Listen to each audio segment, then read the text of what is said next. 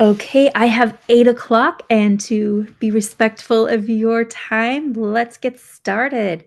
I am so excited to see everybody here today. Welcome to Globe Observer Connect. It's our monthly informal conversation with our community, and I always enjoy seeing folks and hearing your questions and these conversations that we get to have.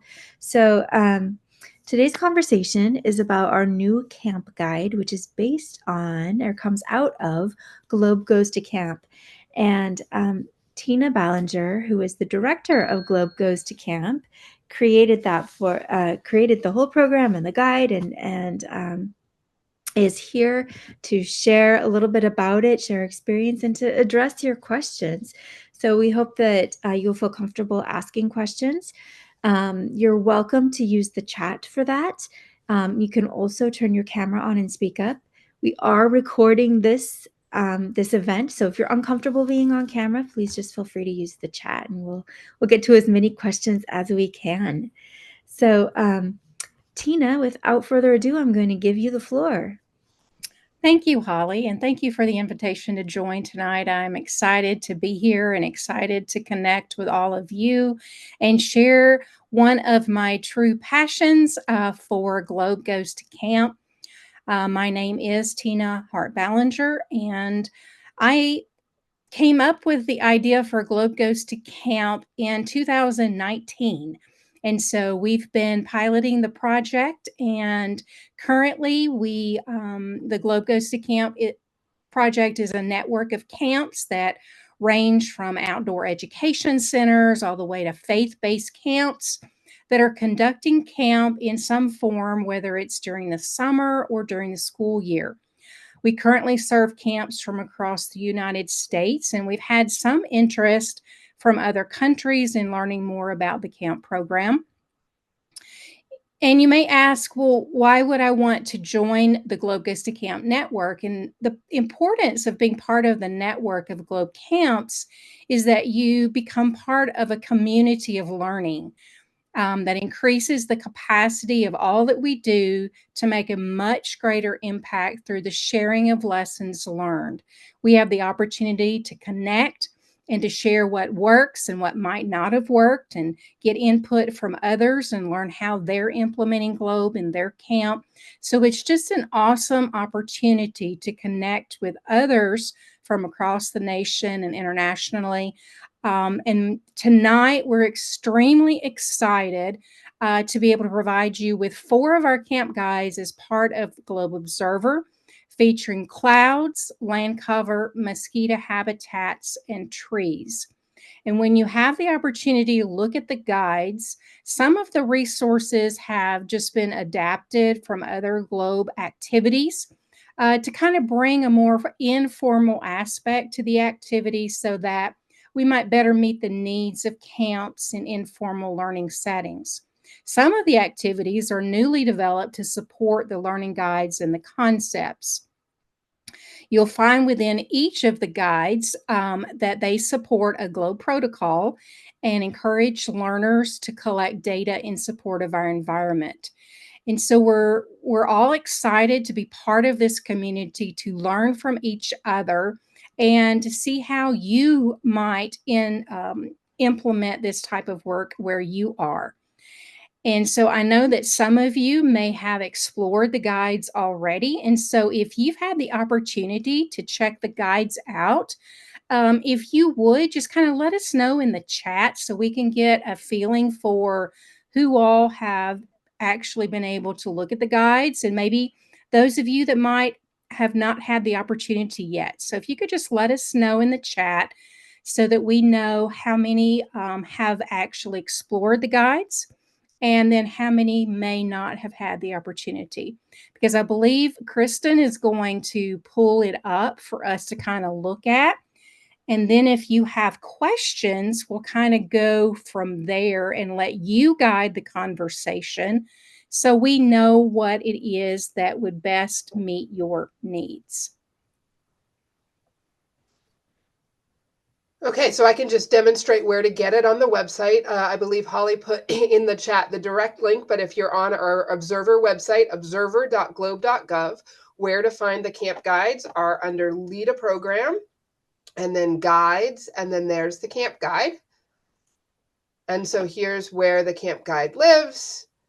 And you can see the 4 different protocols there. And if you click on each, it gives you the information for each one. So Tina, I don't know if you want to direct me about what you want to show people on here, but that's where you can find it on the Observer website. Well, one of the things that I would kind of like to mention is that when you go to each of the guides, you're going to see observation journals. We love journals, and we want for our campers and our learners to have the opportunity to jot down their observations, make notes about what they're learning and experiencing, any questions they might have, to help them as they're going through the various protocols and gathering data and making observations. I love journals, and I just feel like when they have the opportunity to be outside in nature and making a sketch and drawing meaning from that for themselves, it's just going to have such a much greater impact than if we are just handing them a sheet and saying, this is what you need to know about this protocol, and not allowing them to have self expression. So when they have those journals and they're able to document that learning, it becomes part of who they are and what they are experiencing. So you'll find that all of the guides have journal input. There are introductory activities. A lot of times there's an introductory video, which may spotlight one of our NASA SMEs or our Globe SMEs talking about the protocol and the importance of making those kinds of observations. And then we also include not only the use of the Globe Observer app, but if you're a camp that may not particularly want the kids using technology immediately within the field, we also provide you with observation forms that you can use to make that observation. And Kristen, you're doing such a fabulous job of driving. I appreciate you so much. And so I would like to hear from you. Do you use technology in your camp? Or are you a camp that prefers not to use the technology and would appreciate having those data sheets for them to use? I'm not able to see the chat at the moment, so let's see what we have. So it looks like folks that have been in the chat, most people here have not had a chance to explore the Okay. guide yet, though there are a couple who have. And technology, some of both. Data sheets are a lot better for kids. Okay. Computers in the lab, no phones. No phones are, let's see. Sorry, my screen jumped and I couldn't finish the rest of the comment. No phones, or the adults can use the phones. Some tech. So it looks like there's a really good mix in this group. Good. All right. So, Kristen, if we want to go back to the guide, one of the things that I would like to mention is that you'll find in each of the guides several different activities, but we've clustered near the top those activities that are the most important for learning about the protocol and making the data collection. Then after that, a selection of activities that you can choose from. You'll notice that the time that each one would require is provided. I know that in a lot of camp settings, there's a difference in the amount of time that you might have to devote to these types of activities. So we've provided the amount of time. We've given you a variety of different types of activities. Some of them are like the cloud dance is one that you have to get up and move around. Then we have, and you're acting out the motions of the different types of clouds. And then we have like a cloudscape activity, which is more of an art activity. And the cloudscape activity is one that requires them to use art materials that demonstrate all the different types well, at least a predominant number of the different types of cloud types. But then we also have one that's a little bit more of a younger audience, the cloud triangle, which only looks at the three main types of clouds. And so when we were putting this guide together, we were trying to be mindful of the fact that you are serving a lot of different ages of campers. You know, we have camps that are preschool age kids, and then we have those that are teens. And so the majority of the activities that we've developed are targeted for ages 8 to 12, but we provide adaptations that you can make for younger audiences or for the older audiences. And so within the clouds, you'll see a variety of types, and you can go as deep into the content as you want. Or you can just, as I mentioned, use those top 4 or 5 activities to really teach the kids about the protocol. Kristen, if you want to maybe pull up a different guide and let's take a look at it. Next one would be either any of them is fine. Once again, you'll see the observation journal at the top. And then also we have a scientist connection with Dr. Rusty Lowe, who is our mosquito expert, as we call them. And then we have a scavenger hunt. A lot of the activities encourage them to go outside and maybe even go on a hike. And this scavenger hunt, they're looking for different types of breeding grounds for mosquitoes.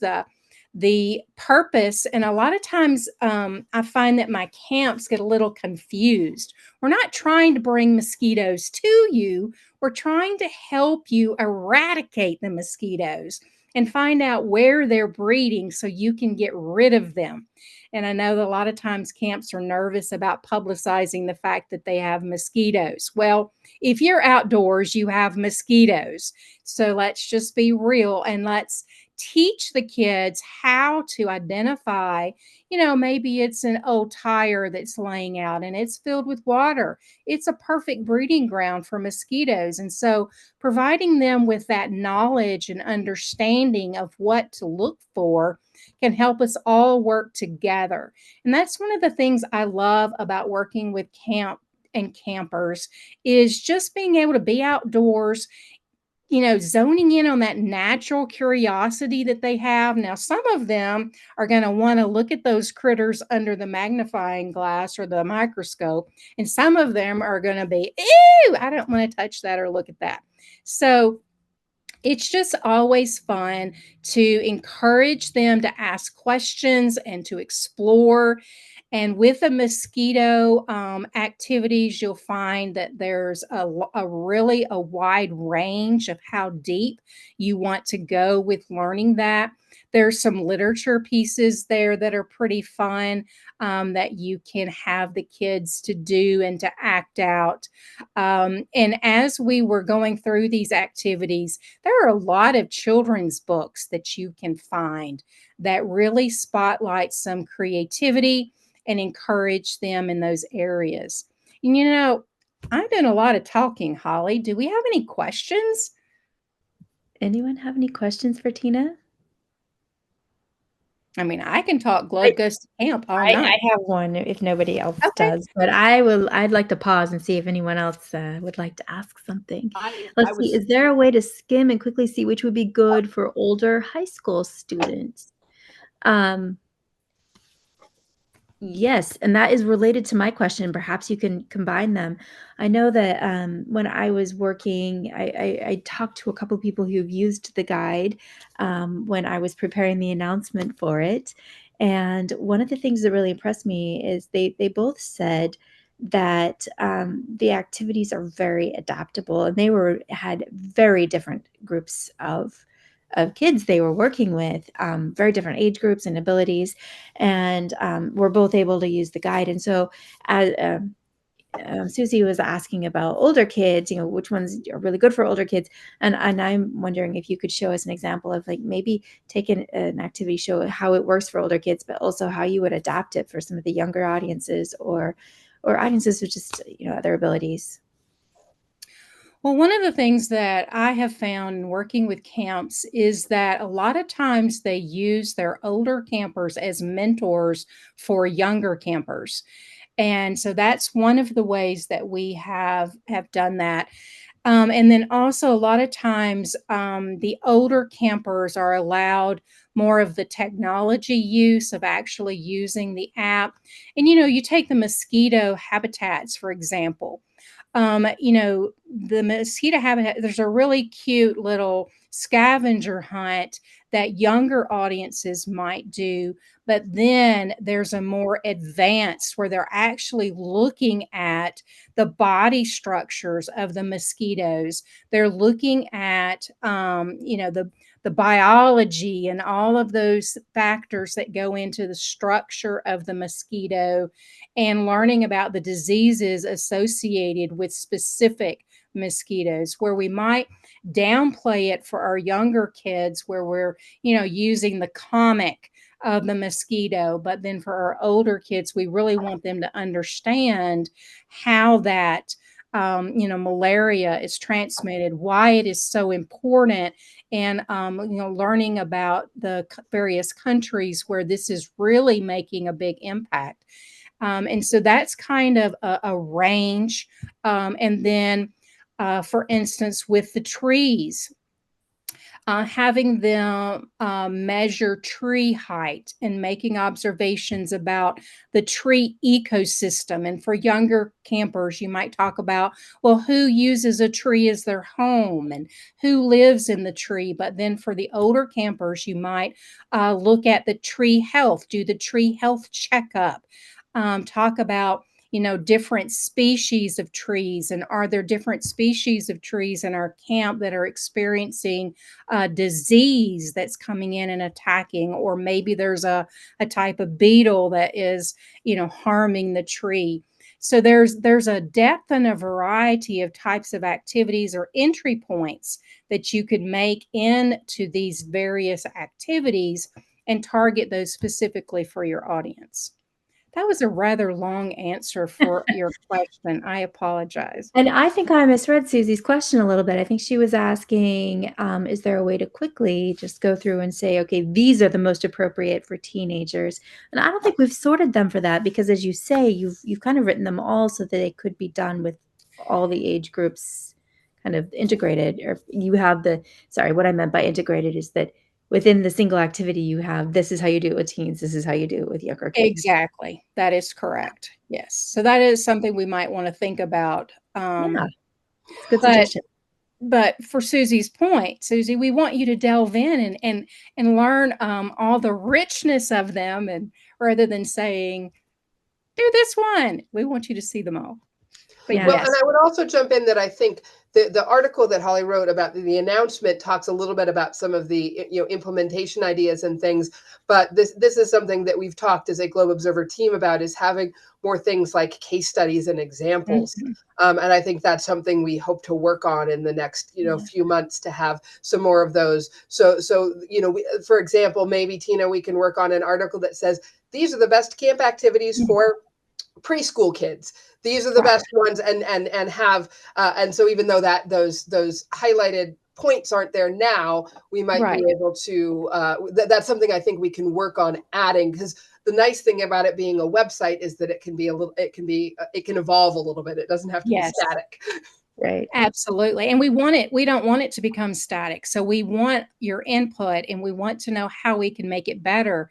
And definitely now I do have some camps who have worked to develop case studies. And so maybe we can actually get some of those um, prettied up, so to speak, and added to the Mhm. website as well. That would be fantastic. So Lorene had a three-part question here for you. Okay. Can kids upload their observations like teachers can? Part one. Part two is, do the kids have to take the pre and post survey, or can they take the pre and post survey? And 3, do parents have to be notified, or how do you manage that or recommend managing that? All right, with the Globe Observer app, and I'm assuming that's what you're referring to is the app, it is recommended that the learner be 13 years or older. However, a lot of times with our camps, what we'll do is we'll, at the end of the week, send home a family guide, a one pager that says, your camper was learning about this type of data collection during the camp, and maybe you might want to explore this further and have them actually download the app with their camper and use that to collect data. But as far as our campers are concerned, we want them, if they're collecting data individually, we want them to be at least 13 years old to do that. In some camps where they're collecting data, we might have a facilitator that's guiding the group, and they can have the app on their phone or device, and they can enter that data for the campers. But we do not want the campers that are younger than that age to be doing that on their own. And the reason for that really is the Children's Online Privacy Act, and that because we're collecting location data and an email address, those combined are personally identifiable information, and so we really want to protect kids' privacy. It's a very important thing to us. Technically, teachers can guide under teacher direction. Kids can use the app, and that is allowed by the legislation. I don't know whether you, in your particular situation, whether you are considered to be a teacher. So that's why that's there. It's really to protect you, protect the kids. Actually, what I was thinking was more the way I do it in the classroom. Or I did it in the classroom with this academic year. Is I had that they had to do the pre and post survey, but also we would come back and I would input the data into the web page. Versus we didn't even use the phone apps because we couldn't use the phones at all in any of my That's schools. It's fair. So as a Globe teacher, you do have access to a little bit more. The pre and post survey, I think, is a Globe thing, though. Tina, are you using that? No, that is not something that we've been using not from the Globe Observer side, no. Yeah. Right, good. But, as a Globe educator, you could use the student accounts and have the kids do their own data entry, like you did as an educator. The Camp Guide, Tina, is set up really well so that you don't have to be a Globe educator to do it. But if you are able to do all the things that you do in Globe. And I think what Tina was talking about, how you can use the camp, and if you aren't able to collect data with the campers right there, or you do the paper data sheets, you can teach them the skills for doing the data collection, things like the estimation of cloud cover, identifying cloud types, and then that idea of sending home information so that they can do observations with their parents at home. That could be a really great way to do it. Because the kids are learning, and then they get the chance to teach their parents about the cloud types or the mosquitoes, or, oh, this is how you measure a tree. I think a lot of kids really enjoy being able to sort of turn the tables and teach their parents, teach the adults something. Absolutely. And as an educator, that thrills me when I think about the fact that learning is going to continue. And it's not just something that they did at camp and then, it goes to the wayside, but they take ownership of that. And like Kristen, you were saying, and then that ability to teach their parents and engage as a family, it's just a very, rich opportunity. And I don't see, one thing, sorry, we kind of skipped past the top that talks about the Globe Goes to Camp network. So let me share the screen again. Maybe Tina, you can talk a little bit about Yes, this summer bit, because I think we've only got about 5 minutes left, and then see if anybody else has absolutely. other questions. Well, each summer we have particular weekly themes that we do in support of the summer camp schedule. And throughout the summer, we will try to connect our camps with NASA and Globe subject matter experts based on those themes. So you can see the schedule for this summer of which weeks we're going to be spotlighting which of the Globe Observer app tools. We'll be doing clouds and the first week, and then mosquito habitats, the trees, land cover, and then we are also including water because water is such a popular topic. And then at the top, Globe Goes to Camp Network. You can actually apply to become part of our network. And when you fill out that application, that comes directly to me, and I reach out to you and kind of see where you see your camp fitting within the work that we're doing, what best meets your needs. We kind of together develop a what works best for you, because we all know that there's no one size fits all. And then you become part of that network. We have meetings that occur occasionally where we can talk with other camp directors or facilitators, talk about what's working, what's not working, and just help each other to grow and to bring Globe to our learners and our campers. So we would love to have you to be part of our network. We have camps all across the United States that are participating. And every time I meet with them, I learn so much. And so I would love to interact with you as well. And we'll be at ACA at the American Camp Association conference in February. So if you're there and come by the booth and say hello, I'd love to meet you in person. Thanks, Tina. I know that the people I talked to in preparing the announcement spoke very highly about the value of that community and sharing with each other and how much that helped them. So Thank it's you, worth Holly. joining if you're thinking about it. So there's one more question in the chat, and I think this will be our last question for the evening. Are you addressing invasive species as it relates to climate and also habitat changes? We do have the green up and green down protocol for Globe, and we have done some work with that.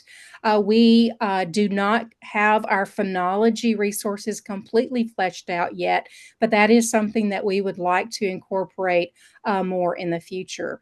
And as a gardener, I love the idea of that invasive species because I know how detrimental that can be to an ecosystem. And so thank you for bringing that up. And that is a very good point that we want to consider in the future.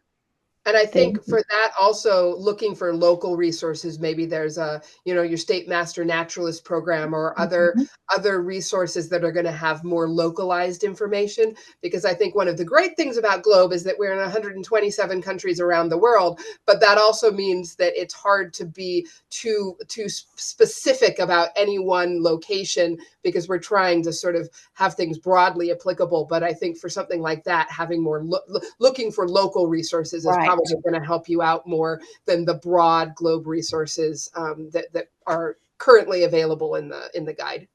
Absolutely. The mosquitoes we help you identify are some of them are invasive to the United States, so we treat it there. We also have in our trees tool a way to enter the species of the tree that you are measuring, and if that's an invasive one, that's a way you could tag it. Where I am in New Mexico, I know that that's a bit of an issue. Um, let's see.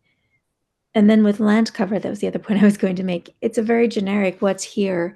And we have a section in field notes where you can say, and this is where, we're taking land cover observations where we identify that invasive species, whatever it is you're trying to track. So I think there's ways, as Tina has been emphasizing tonight, ways to adapt to focus in on the specific issue that matters to you and your camp.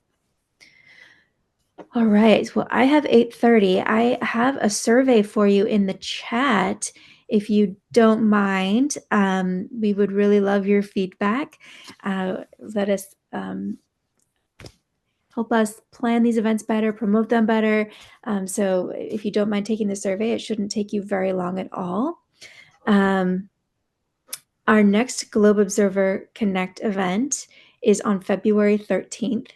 And Ashley Ator and Marle Colon Robles will be presenting the results from the 2024 eclipse that they looked at the data, Ashley in particular, analyzed that data, and they've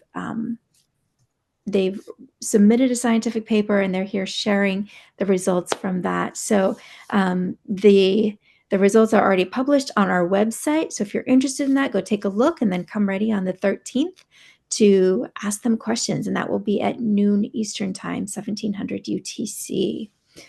Can I just clarify? Because I keep hearing from people that scientists, NASA scientists, do not use the globe data that students collect.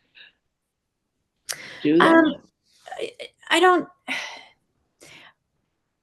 I think that, so that's not true. I mean, the data are used. But is every piece of data used in it's hard to, like, if you're saying NASA scientists are using the data to validate satellites, no, we're not doing that.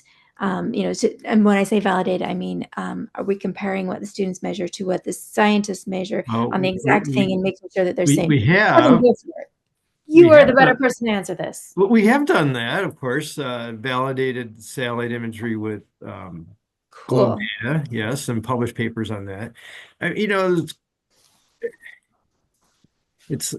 I suppose how much globe data is used, and that's what you're getting at, Holly, is yes. Some is, maybe a lot is not, but some that's is. The way it is with all data.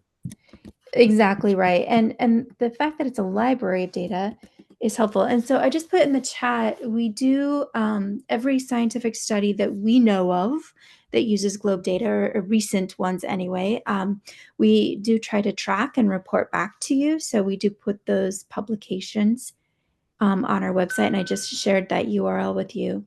But the one we're talking about next month is submitted as a peer-reviewed paper. It's in review right now, so it's not fully published yet. But they allowed us to share that publicly. That there was an article in a Go Connect event. And some of these scientific research, there's the publications, but we also in our news section have some blogs that sort of summarize in a little bit friendlier language. So that's another place to look for some examples of how the data has been used. Again, not every single data point, but some of it gets used. And then I think, Lorene, you had also put another question in there. I think for additional meetings about camps, fill out that form, the summer camp application form. And I think when Tina sets the dates for the trainings, we'll add those to the website. But I think the way to get that information is to fill out that form that I pulled up, the application for the summer camps. And then Tina will be able to send you the information about some of the further discussions on this topic. We don't plan another Globe Observer Connect on this topic in this sort of broadly facing audience, but Tina will have some of those more focused sessions if you fill out the form on the Camp Guide page. Absolutely. Thank you, Kristen. All right, Tina, any last words before we close it out tonight?